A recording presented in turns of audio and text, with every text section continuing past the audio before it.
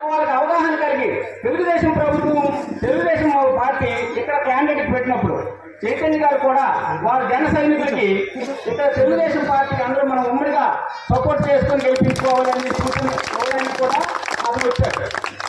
అయితే మన గ్రామ సమస్యలు ఏంటంటే ప్రస్తుతానికి మనకి పనసలావ మనకి కోటవేడు దూరం అంటే కనీసం 2 కిలోమీటర్ల దూరం లేదు. అక్కడ వరకు వంశధార ఎత్తుకోతల పథకం వచ్చింది సార్, మామూలుగా ఎత్తుకోతల పథకం. ఆ పథకం నుంచి ఇక్కడ ముఖ్యంగా మనం ఈ సభ చర్చించుకోవడానికి గల ప్రధాన కారణాలు చాలా ఉన్నాయి. అందులో మెయిన్ ఒక 2 ఉన్నాయి. ఆ ప్రధాన కారణాలు చెప్తాను వినండి.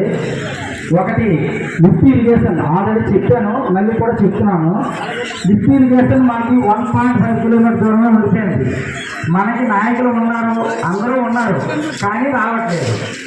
మీరేదో చేశారు ఇక్కడికి వచ్చి అభినందించారంటే నేను దానికి కూడా చెప్పలేను. కానీ ఒకటి నేను చైతన్య గారి దృష్టికి తీసుకెళ్ళడం జరిగింది.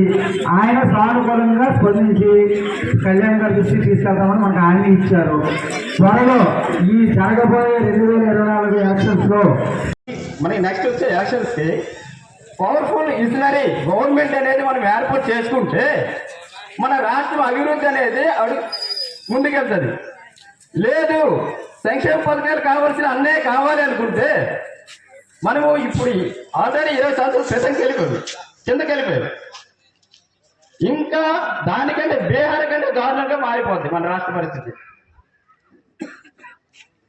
అది ఒకసారి ఆలోచించండి. అంటే ఇక్కడ జగనన్న గారి కోపమా